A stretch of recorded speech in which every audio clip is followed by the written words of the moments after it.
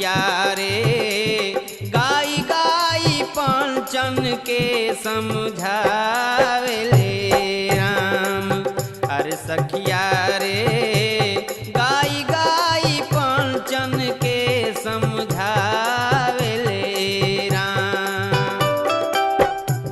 ढेर दिन बीत गईले पिया के संदेश न आइले। ढेर दिन बीत गईले पिया के संदेश न आइले।